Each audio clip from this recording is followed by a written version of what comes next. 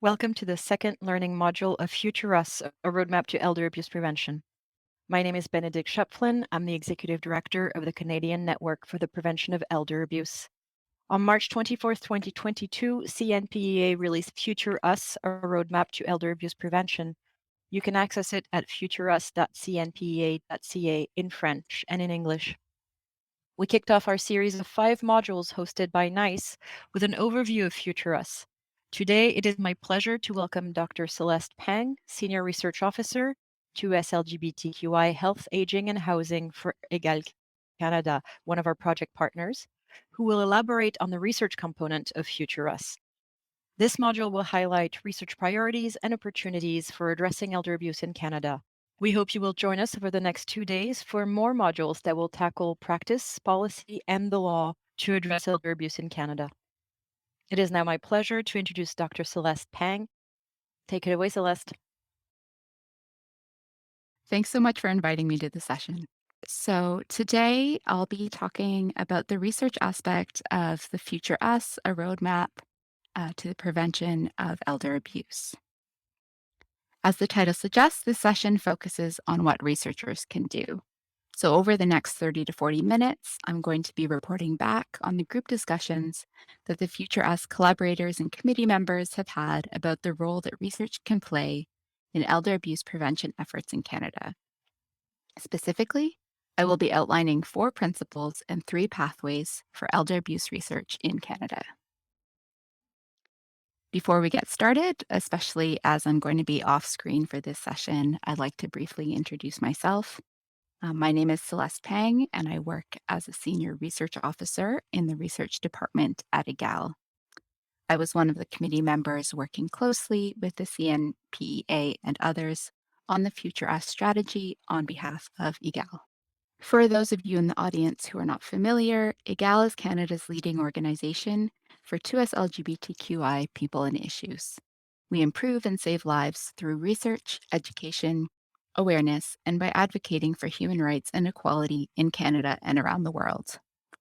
Our work helps create societies and systems that reflect the universal truth that all persons are equal and none is other. In our research department specifically, we conduct a wide range of research related to 2S LGBTQI people and issues in collaboration with communities, other organizations, and university-based academics. Among our current work is focus on 2S LGBTQI aging, health and housing issues, mental health, and underemployment. Egale is located on the treaty lands and territory of the Mississaugas of the Credit and the traditional territory of the Anishinaabe, the Wendat, and the Haudenosaunee people. The territory is protected by the Dish with One Spoon Wampum Belt Covenant, an agreement between the Haudenosaunee, Anishinaabe, and allied nations to peaceably share and care for the resources around the Great Lakes. Indigenous people from across Turtle Island continue to call this place home, and this is where I'm joining you from today. So, as you know, as you would have heard in the first session, Future Us is designed as a practical guide for a wide audience. It is intended to serve as a pan-Canadian action plan with many routes to the shared destination of elder abuse prevention. So to reiterate, this session today focuses practically on researchers and what researchers can do to contribute to elder abuse prevention efforts in Canada.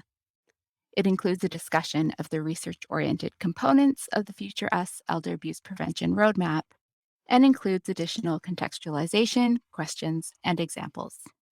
With the premise that elder abuse is a social issue that demands social response, in this session, I will share principles and pathways for elder abuse research in Canada that foregrounds the need for research that recognizes a range of expertise and that is deeply attuned to the specific needs of different communities.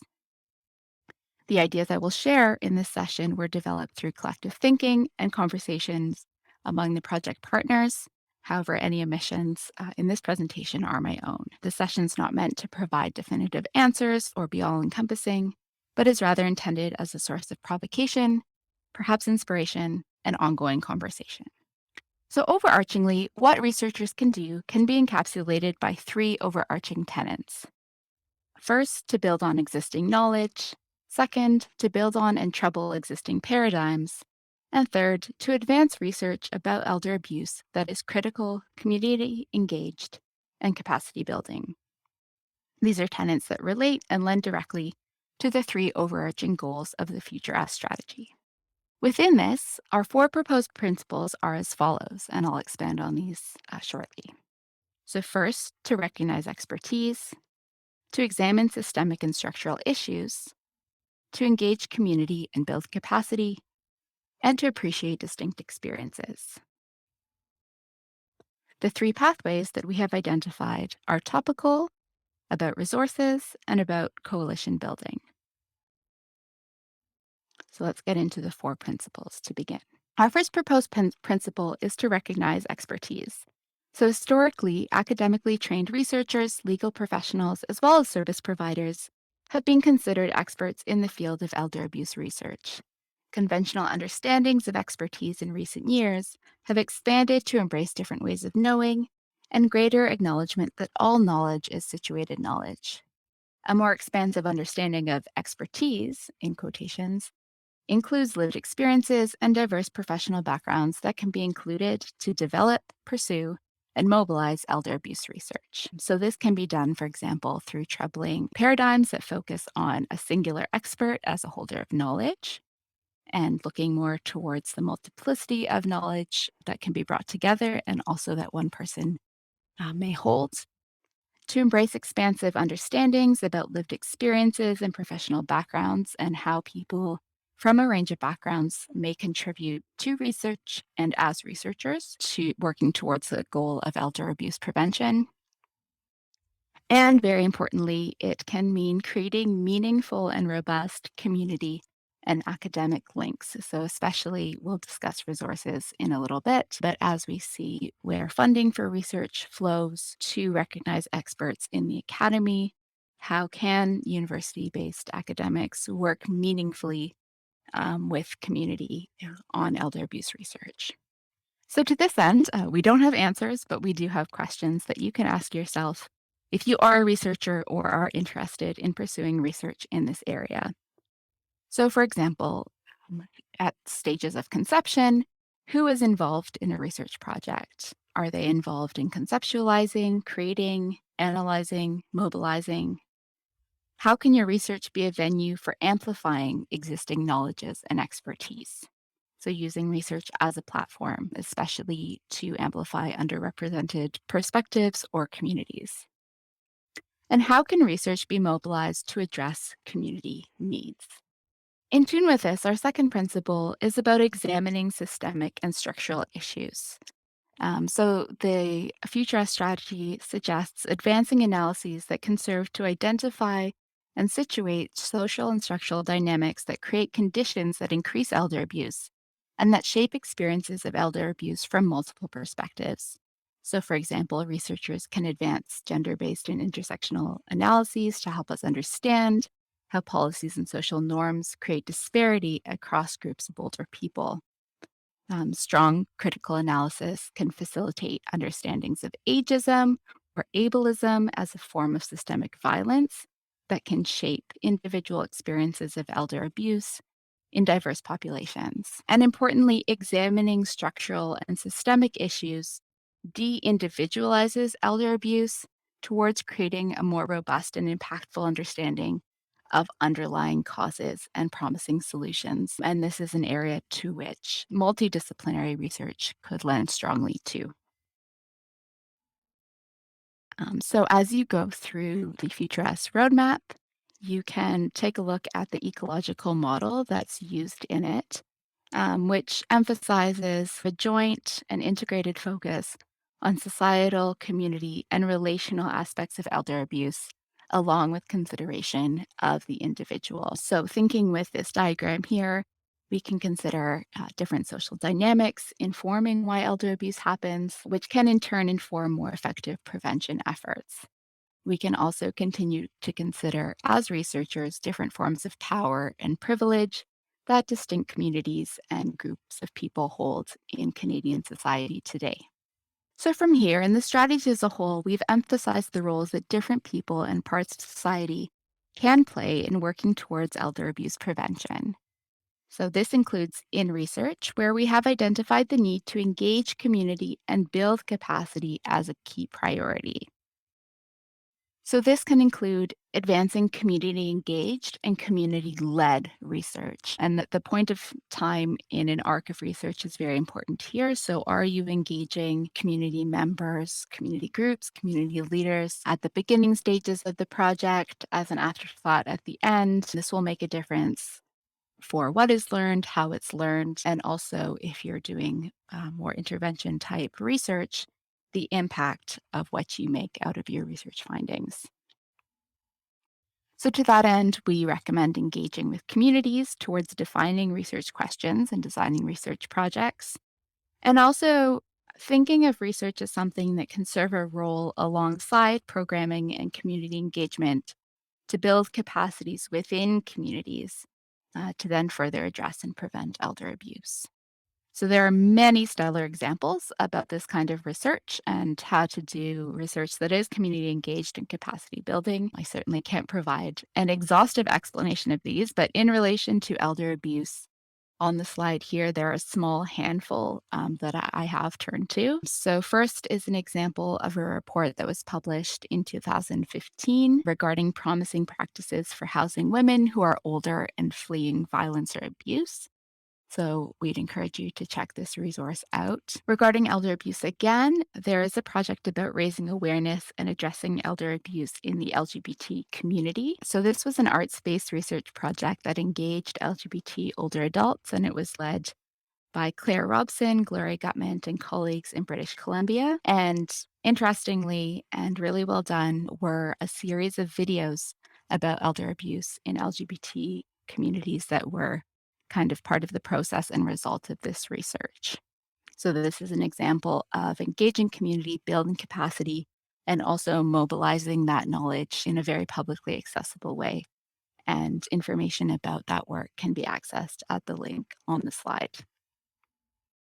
And finally, one of many examples again about how to conduct really intentional, kind of ethical community engaged research is a Research 101 Manifesto for Ethical Research in the Downtown East Side. It's something I found myself turning to again and again. And it has many easy to read ideas about how to ethically and respectfully engage communities at all stages of a research process, including discussions about ownership and compensation, which we recommend would be part of all elder abuse research. And our final principle, number 4, is about appreciating distinct experiences. So, this entails both the involvement of historically underrepresented groups in research as researchers and participants, and a continued reflexive and intersectional approach to research design and analysis. So, project designs need to build in ongoing reflection with respect to participant positionality and how power is used and shared within the group as well. So, appreciating distinct experiences, not only in terms of what we want to be able to say about different groups in our research findings, but also the process of research itself. And critically, elder abuse research must also consider more robustly multiple and intersecting valences of ageism, ableism, racism, heterosexism, and other axes of oppression in analyses and intervention efforts going forward. So, to this end, again, no answers, only questions for you. So, you can ask yourself, for example, how do your research methods welcome in some groups while potentially excluding others? We can think about how racism can be part of elder abuse, how ableism may be part of elder abuse. We can also think about how elder abuse as a concept translates or doesn't translate among different sociolinguistic groups. So, is elder abuse as a term something that exists everywhere? Is elder abuse as a concept something that exists everywhere? And if it doesn't, then what is the language that people use to understand things to do with what some may call elder abuse, or what what do different communities consider as potentially part of this concept of what is elder abuse? So this is something that can continue to be explored in research, again, towards better understanding and towards creating really community specific interventions that a community is demanding, that different community members may need, and that will also be legible. to them.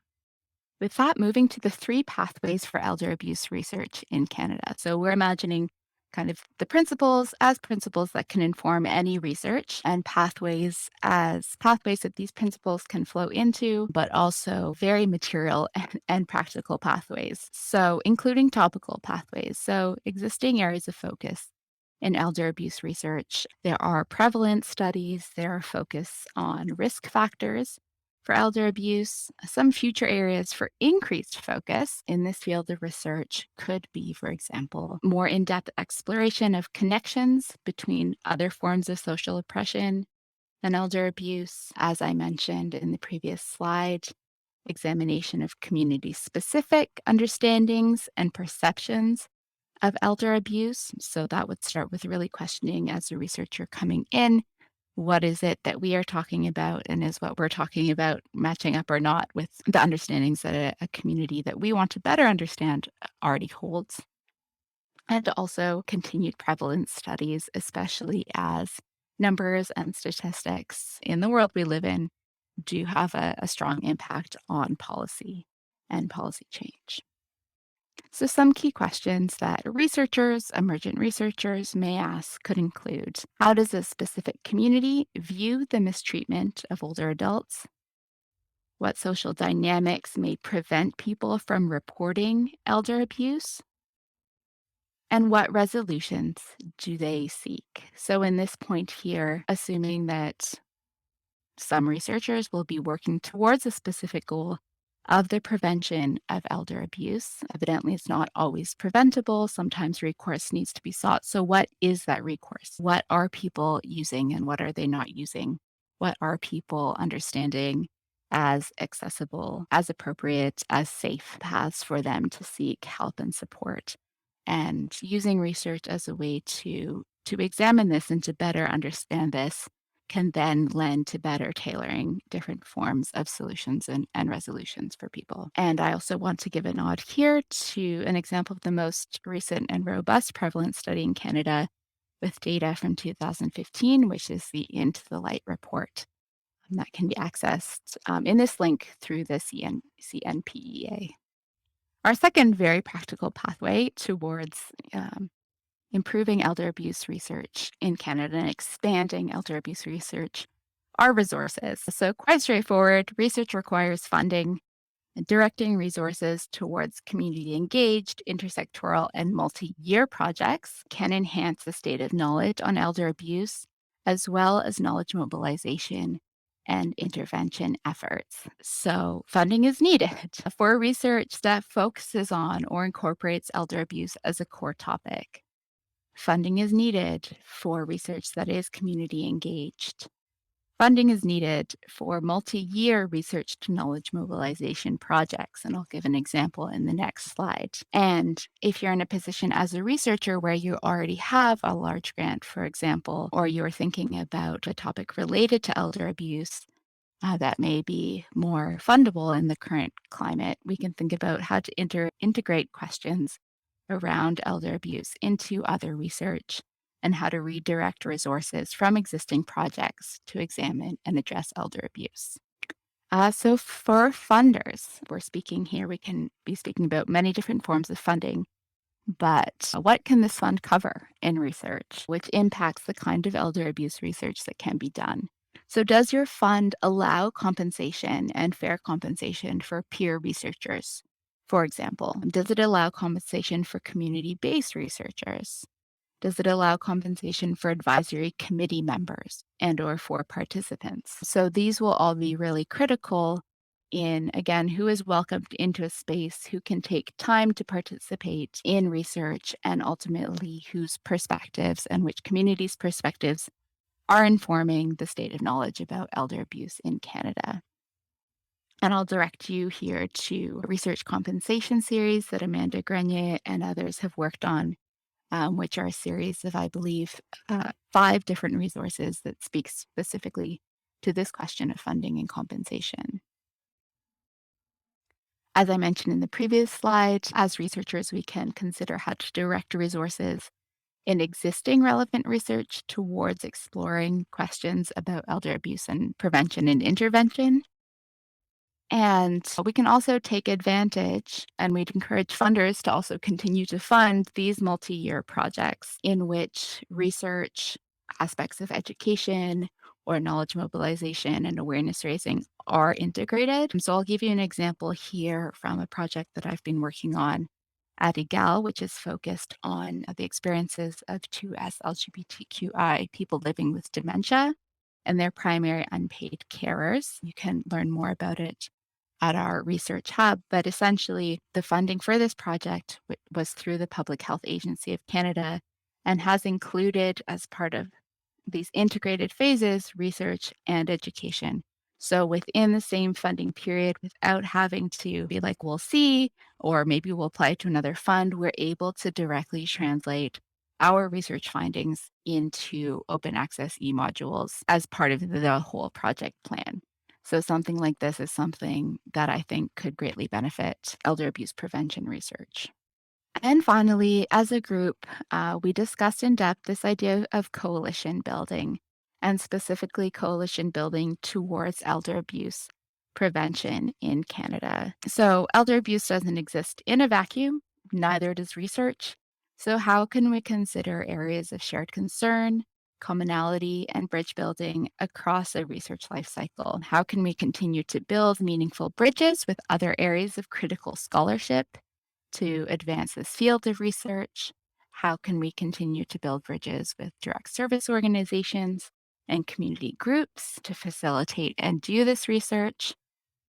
And yet again, how can we think about elder abuse as we're thinking about other social issues and research topics that we may be investigating? So, this is really a question about, I think, seeking out collaboration, making relationships, and also being attuned to what's going on in our own locales and our own, as researchers, disciplinary areas. So, do we know, for example, who's addressing elder abuse or issues around mistreatment of older adults in our area? Again, of scholarship, of where we live, what could we do practically to collaborate with people and organizations working towards elder abuse prevention in the future? These are questions we can ask ourselves. As an example, again, just to cite recent work that I've been involved with at IGAL and also with some of the project partners of this project as well, we worked on a community conversation around elder abuse and financial abuse, specifically about 2S LGBTQI communities in Canada. And this was an opportunity where we were able to bring together elements of community engagement, of research analysis, and worked closely with another organization to bring this to life. And then, of course, a real applause to the CNPEA for building this really strong coalition, I think, and this really strong connection and creating spaces for the exchange of perspectives, ideas, and strategies that have built the Future S roadmap that you are able to access, to work with, to critique, to take forward that we now have. So, in sum, the research priorities and pathways that we have proposed in this roadmap are certainly not exhaustive.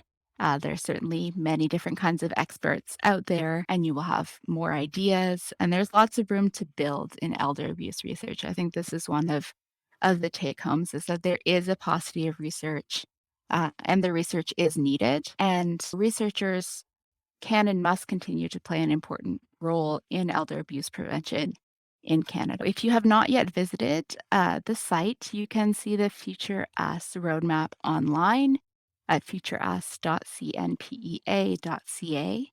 You can also sign up for CNPEA's newsletter. The link is on the slide there. If you'd like to learn more about EGAL's research, education, awareness raising, and advocacy, you can see our homepage at this link as well, egal.ca. And going forward, if you have any kind of questions, comments, queries, want to reach out to me directly, again, my name is Celeste Pang, and I can be reached at cpang@egal. So thank you very, very much again to the CNPEA for bringing EGAL on board in this collaboration. And thank you all for listening to the session today, and stay tuned for the upcoming ones. Thank you, Celeste. Join us later today at 2:30 p.m. Eastern for our next session hosted by Raeann Rideout of Elder Abuse Prevention Ontario. See you there.